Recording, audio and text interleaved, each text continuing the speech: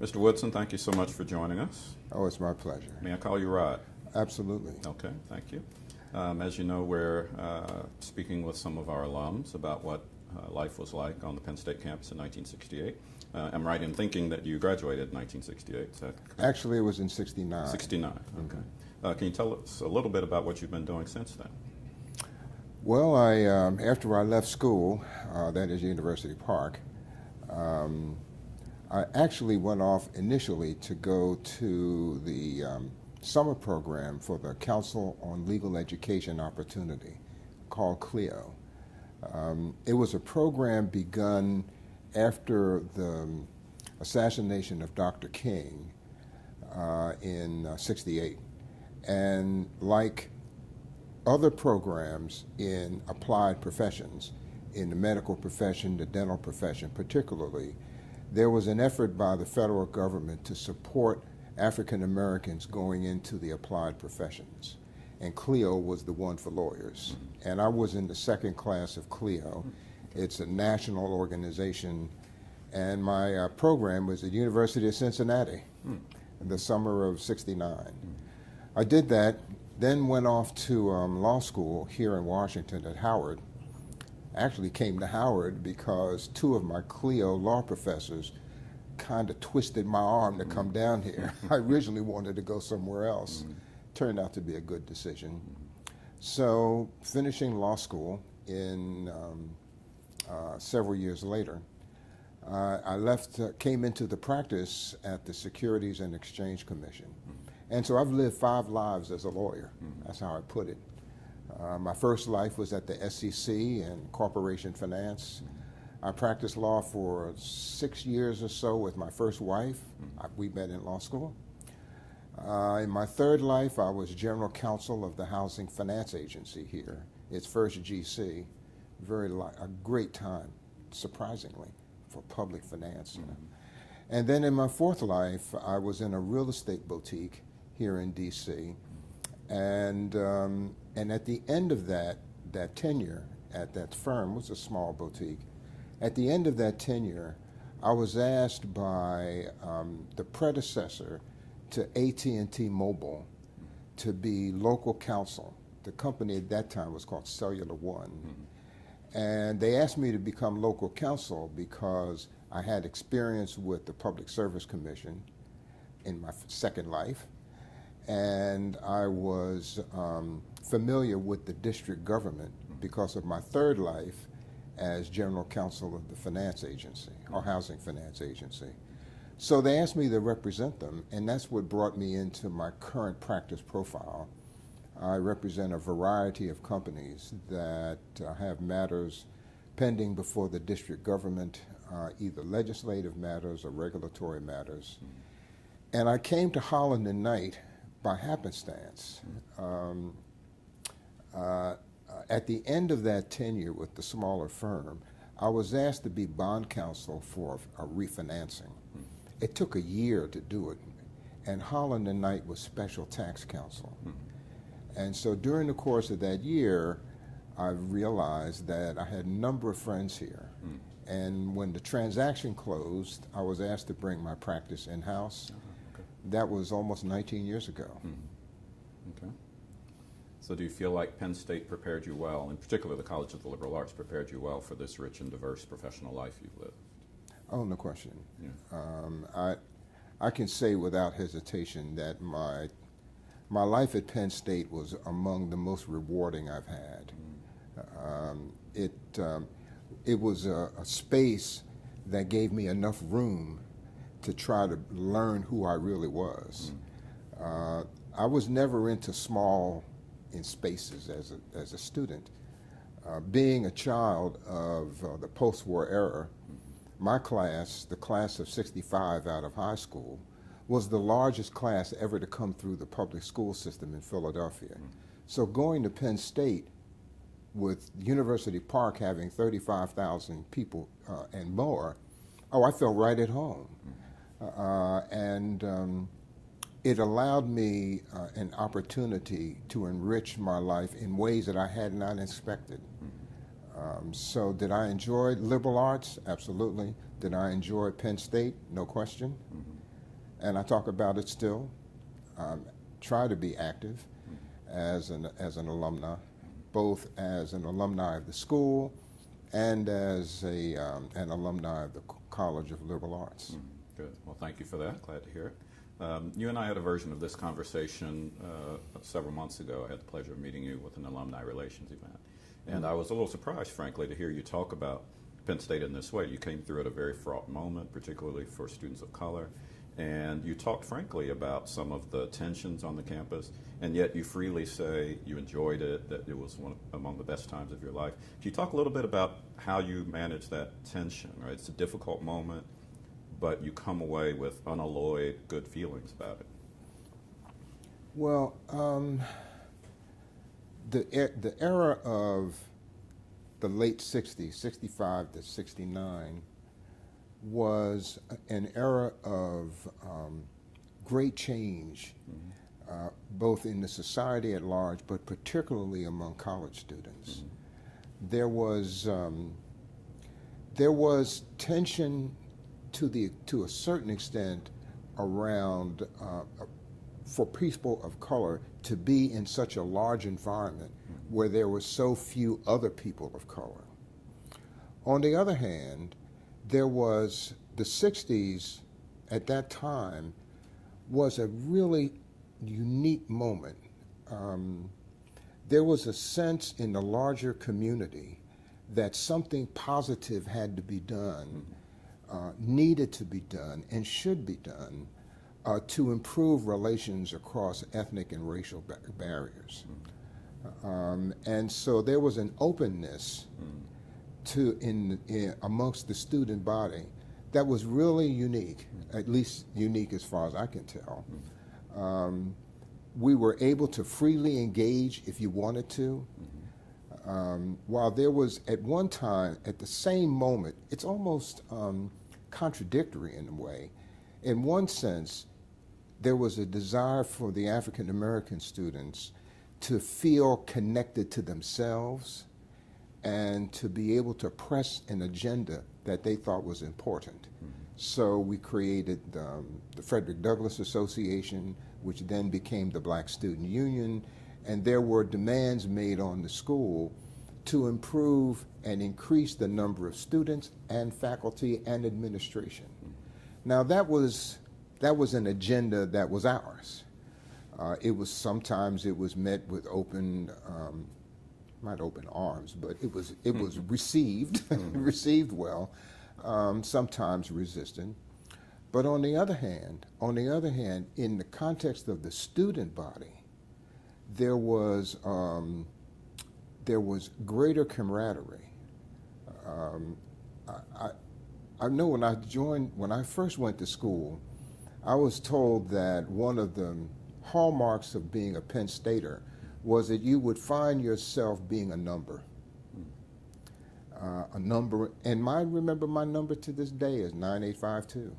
And actually it's the number in my alumni ID card. Is it? Yeah, it is 9852.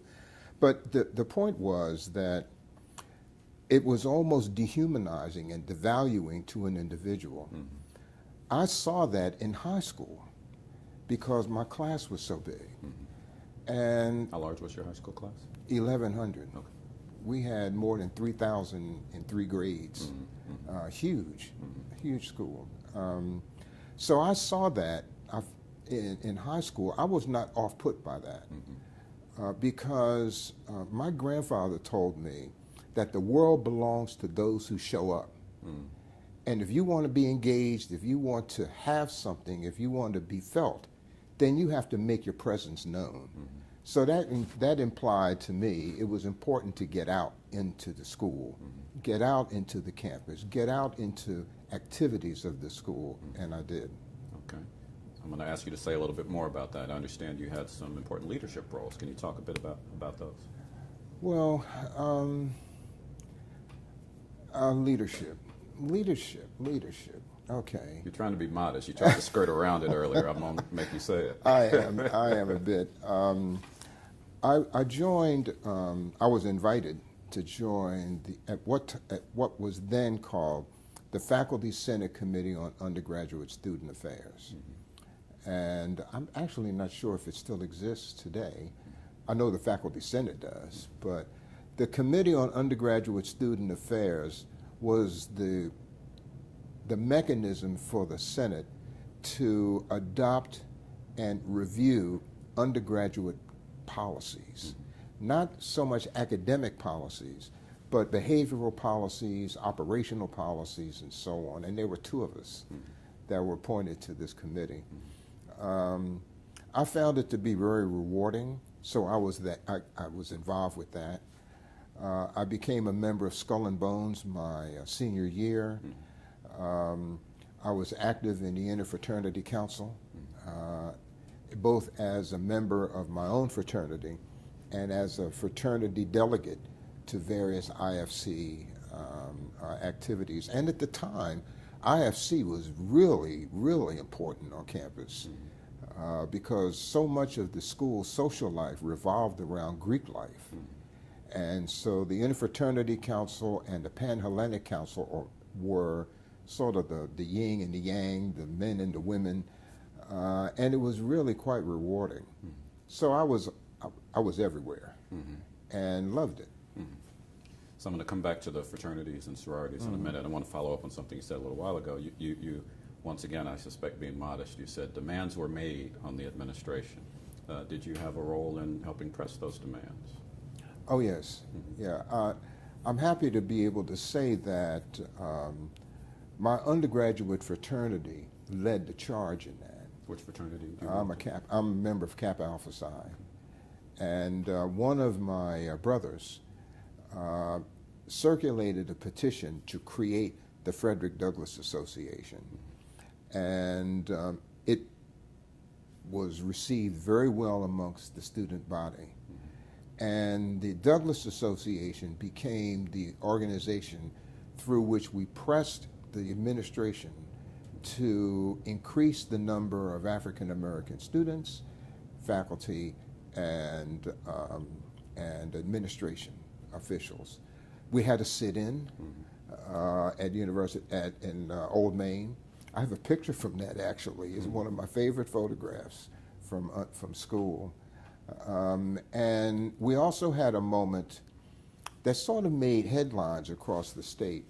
We, a group of us, went to Eric Walker's office, and each of us carried a brick, not to throw it, but to build a wall. And we built this wall in the front of Eric Walker's office to reflect and signify the divide that we felt from the school, particularly on these issues. And that was a way to publicize a demand that action be had. And it got quite a lot of attention, statewide press actually, at the time. And there was movement around that. The president was less receptive to us. And that was a disappointment. Indeed, in the face of this obvious discontent, not violent discontent, by the way, but stated discontent, demonstrated discontent, he wouldn't meet with us. We were engaged by the provost, Paul Althouse, whom I liked from other kinds of interaction. And he tried to be as responsive as possible under the circumstances. But that was a real disappointment that the president of the school wouldn't address us. I've never forgotten that. The president never did meet with you? No. Oh, really? No. We left the building. There was talk, but he never showed up. That was a great disappointment. Yes, I'm sure. So you may have answered this already, but I wanted to circle back to the question of Greek life. I know that in many cases, at predominantly white institutions, black Greek organizations provide a kind of haven sometimes for students of color. Was it like that for you? Were these organizations kind of home away from home? How did they function in your life on the campus? I would say for just about every African American undergrad the Greek system was at the center of our social life. Depending on how you want to make the count, we had maybe 250, 300 undergrad students. Almost everyone was a Greek. Everyone pledged. And so that's one. The other is of the 5 major Greek organizations, 4 of them had spaces of their own. Like the Kappas had a house on South Fraser. Omega Psi Phi, the Qs, the Omegas had a house on South Allen. The Alpha Kappa Alpha sorority had a suite in McElwain, as I remember. And Delta Sigma Theta had a suite in Simmons. And so a lot of the social life of the African American students revolved around those spaces. Was it good? Absolutely. As indeed, the closest friends that I have to this day, I have from those days, from that period. As a matter of fact, a group of us live here in Washington, and we have been friends for, I don't want to say how many years, but let me just say we go back to '69 when we graduated. But we've lived in Washington for a long time, and most of us were married in the 70s, had our children in the 70s, and we're kind of a tribe. We've always watched out for the children that we had in common. There were a group of them, I've always considered them my own. I was Uncle Rod to all of them, and still am, although I wish they wouldn't call me Uncle Rod now. They're like in their 40s, right? It seems kind of strange, but it was a very positive thing. And I think I was really fortunate because college should give you lifetime friendships. You become an adult in college, really. You're forming your adult thinking and your adult views and your trajectory in life. But those all happen when, in a positive way, when you have the reinforcement of close friendships. They help you see. No one sees everything, but in a group you see much more than you would as an individual. Right. And those friendships and relationships have sustained me and stayed with me all of these years. Do you remember your favorite class or professor? Oh, I have a couple of those. This depends on the subject matter. Well, as to my major, I was a pre-law major. That was sort of a glorified poli-sci major. Instead of, you took all the poli-sci classes, but you had to take a couple of collaterals. I had to take econ and statistics, which has always been strange to me, but anyway.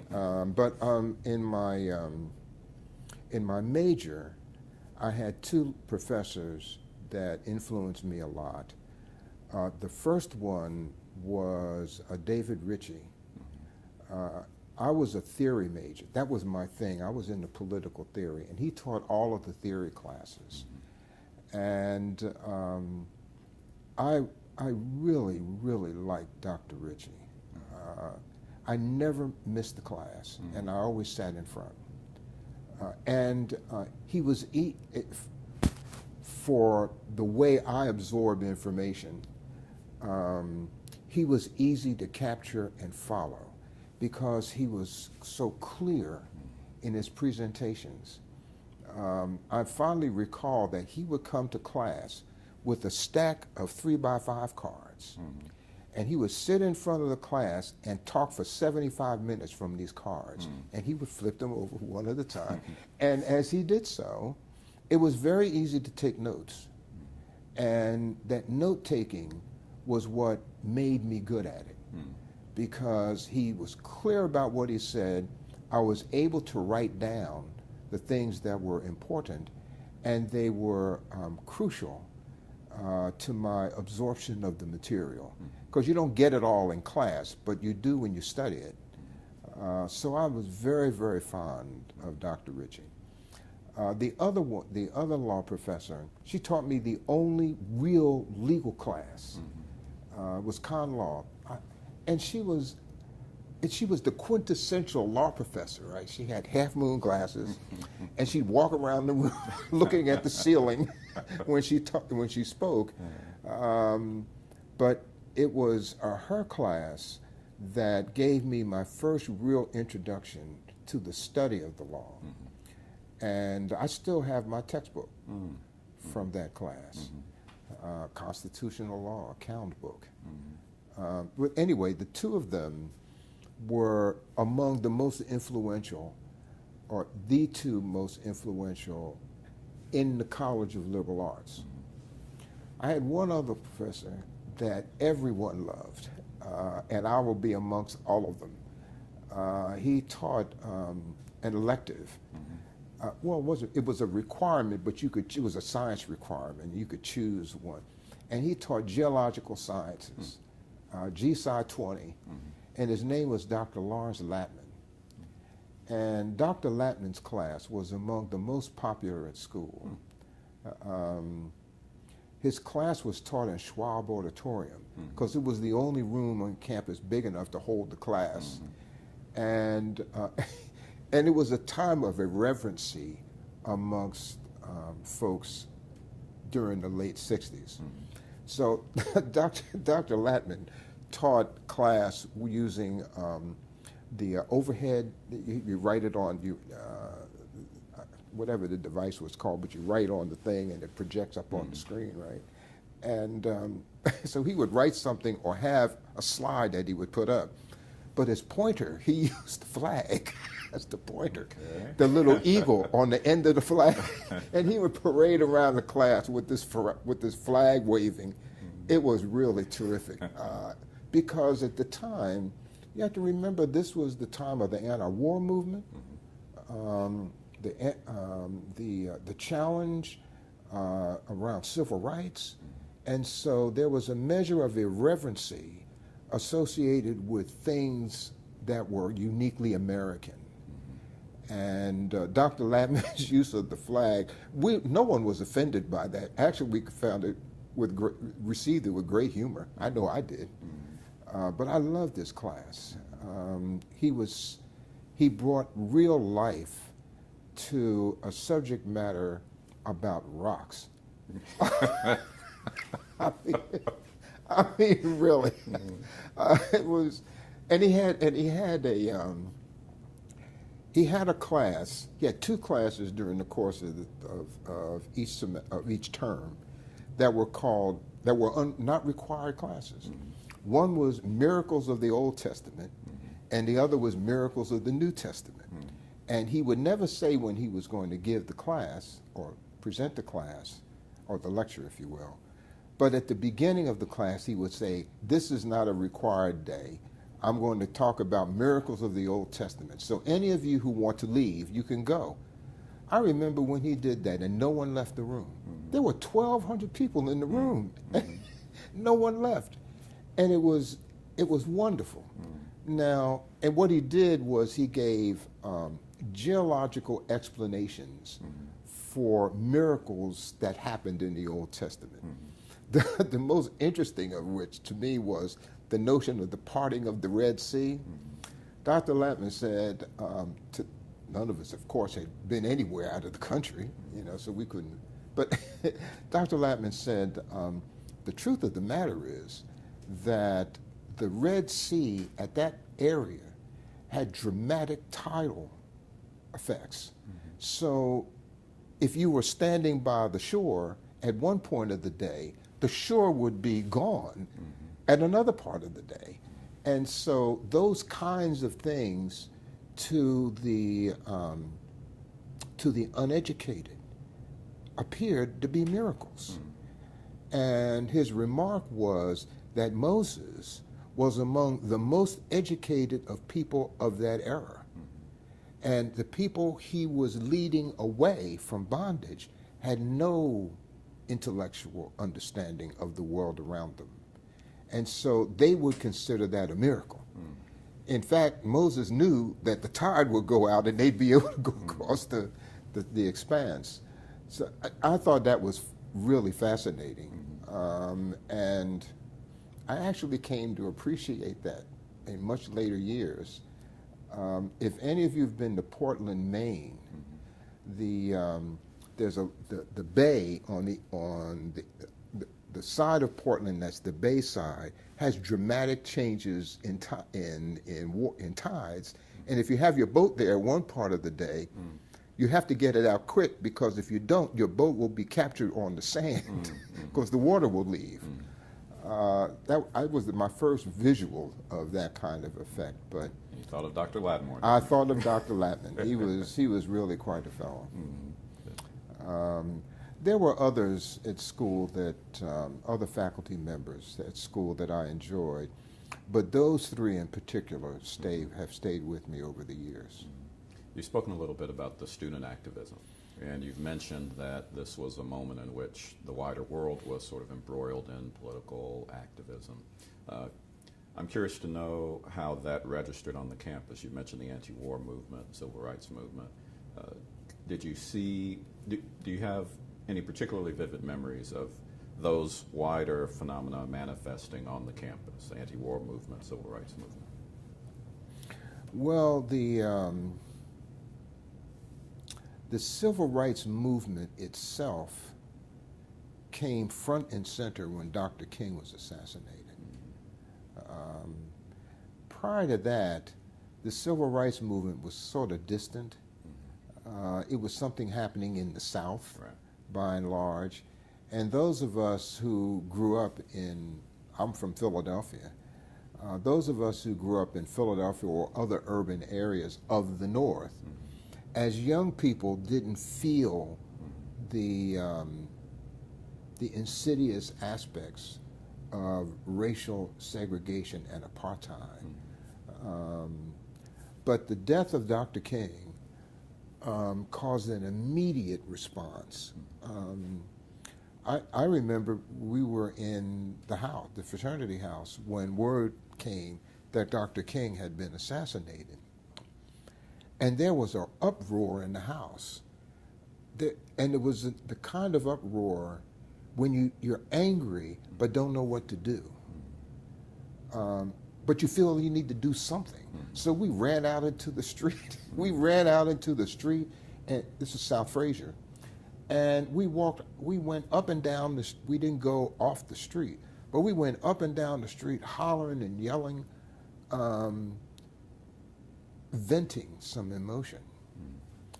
And the State College police came to us and surrounded us. And what could have been an ugly moment was resolved with real peace.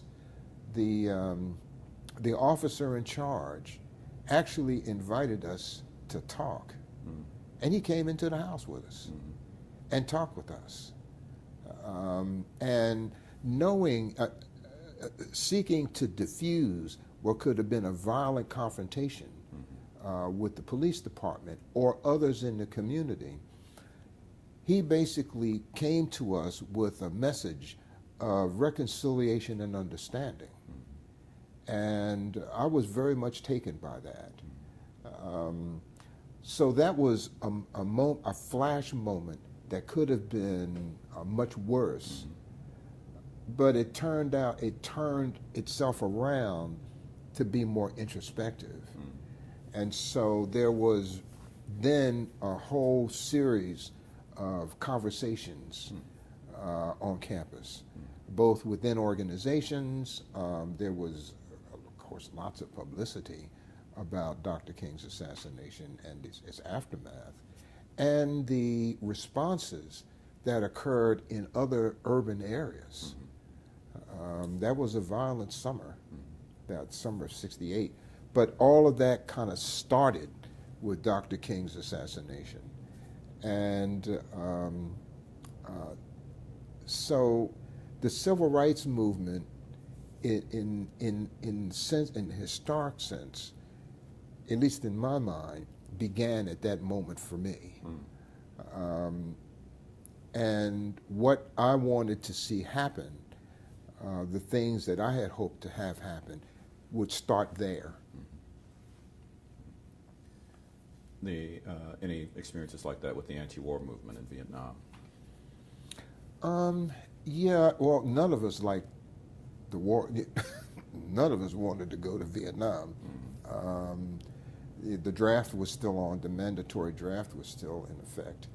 And so there was great consternation and angst about what would happen when we graduated and lost our 2A status.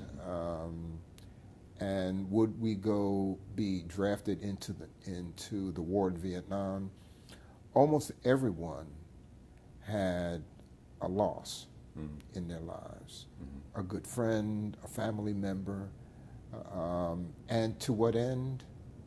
It was the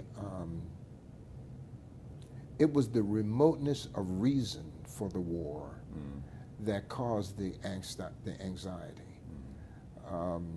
Arguing about Vietnam could never be. I could never understand why we were arguing about Vietnam. Not like that. We weren't really fighting with the Russians. We were fighting with some folks who I didn't know, hadn't heard of, and didn't know where they were until the Vietnam era approached. Why were we there, and why was all of this loss of life being imposed upon us? And so the anti-war movement, as I felt it, was grounded in that kind of angst. Why were we doing this? And you are not giving us an answer. That was the other question. The other problem is you ask the question, but you don't get a real answer. There was no effort to create a sense of patriotic duty around it. It was just something you were required to do. And those of us who are children of Vietnam, the Vietnam era, our parents were children of World War II. Right. And they felt a sense of patriotic duty there. Less so Korea, but definitely with World War II. And so there was this absence of motivation for risking your life in this setting. And so the anti-war movement, to me, manifested itself around that, coalesced around that problem. And there were protests on campus, and not unlike other campuses, I guess. Not as radically, though, as would happen in California. I mean, Penn State is Penn State, and it's not Berkeley. So it's a different setting. Happy Valley is very much a different place. But nevertheless, there was this resistance, there was this angst, and there were demonstrations around it. You've spoken eloquently about the richness and the vitality of fraternity life. Can you talk a bit about what social life was like outside of that context? Were there hot spots people would go to? Were there places people would go off campus to eat? What was that part of your life like? Well, for African American students, the tendency was to stay close to school. The state college that exists today is not the state college that was there in the 60s. The town was much more parochial in a sense. Things closed earlier. There were fewer venues for engagement. There were always a couple of beer halls. The Rathskeller was always has always been happening. And the First, that's still there and was still very, very much in play. But the African American students didn't really hang in beer halls. And that's a thing that most folks don't realize or recall, is that drinking beer, at least when I was in school, was never an avocation of fun. We did it, but We didn't drink beer a lot. So our social life really was around the fraternity houses and the sorority suites. And now there were occasions where there were other social interactions, but in large measure, the African American students did not socialize in the Greek system, at least not in the beginnings when I was there. There was a change in that, at least a momentary change. And I thought it was, well, I thought it was terrific and stunning in a lot of ways. The party thing idea was always called a jammy. I never understood why. I never got that word, right? What is it, a jammy, right? But jammies would happen, it basically was just a party among the undergrads. So you would have it in fraternity houses, or they would be in the student union halls on various various campuses, where the various campus residence areas, always called some version of a hub. And I lived in East Hall, so we had a big one there. And but after the assassination of Dr. King, there was a moment when the Greeks, the white Greeks and sororities, engaged in outreach. So to kind of connect with one another. And so my fraternity and DTD had the first interracial fraternity jamming. And it was called Celebrate. We were front page of the Collegian, the Daily Collegian. It was a very big thing. And it was a great time. That was one of the best nights I've had in school. And one of the few nights I really drank some serious beer. But it was a very, very good time. And the brothers of DTD really connected with us. So we would hang with that, because going to a party is one thing, but it's not just being at a party, it's do you interact with one another outside of a party? Right. So I had a couple of guys at DTD that I really liked, and so a group of us would often go over to their house and we would socialize on a Friday or Saturday or whatever it was, not necessarily a party, but just to be together. They would come to our house. And it was a very positive thing. People of goodwill, and my fraternity received them well. When they would come to our house, they drank with us just like, because it was really kind of drinking and talking and telling lies. It was always fun. But it was a good moment. Then there was another occasion when the sisters of one of the principal sororities on campus came to see us. Now think about that for a minute. We're an African American fraternity on South Fraser Street, and the sisters from a white Jewish sorority came down to our house and serenaded us in the street. That was I must tell you, that stays with me as one of the most mesmerizing moments of my young adult life, is to see that happen. We became friends with them. We didn't become romantic friends in that sense. We weren't dating them, if you will, but it was a real statement of outreach, concern, and goodwill, even from the women.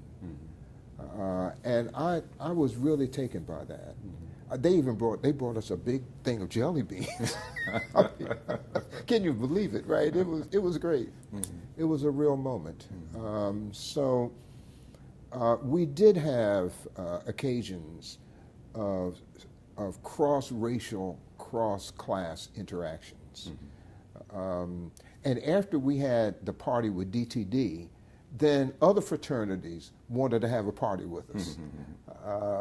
It kind of got, you know, it kind of felt contrived in a sense by that time. Right.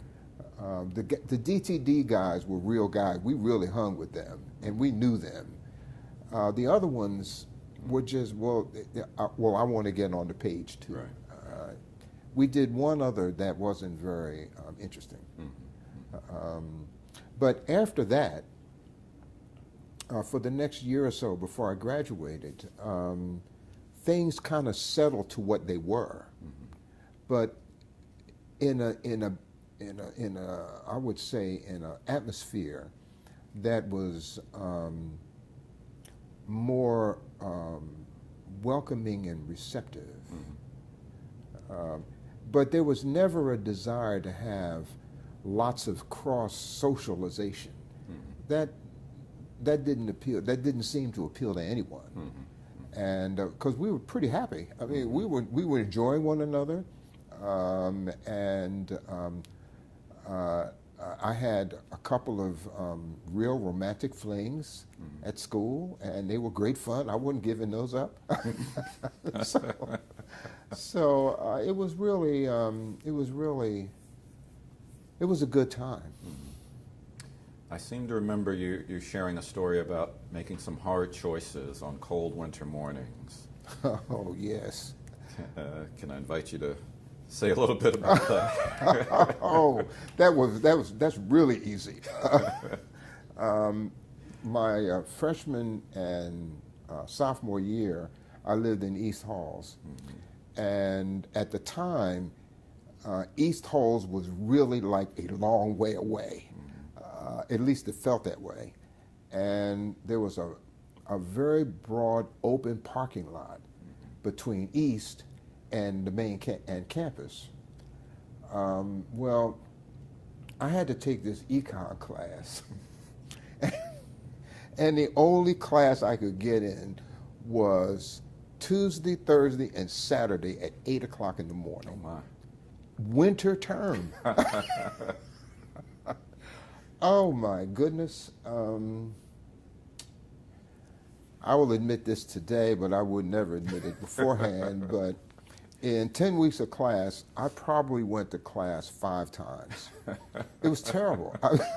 The very idea of crossing that parking lot with the wind howling across. Because there was nothing between you and the mountains, and you had to leave because the class was in Buki. So you had to leave at least 20 minutes to 8. And it was dark. It's getting better and better. Oh, it was terrible. And it was such that when I was never, but I read the book, right? And so when I went to the final, the graduate assistants asked me if I was in the wrong place because he didn't know who I was. I had to prove who I was to take the class. I just got out of that class. I was very happy to get out. Well, Rod, thank you so much for spending this time with us. Really appreciate it. Thank you for being so generous with your time. Oh, thank you for asking me. Sure. It's been a pleasure. Pleasure's all mine.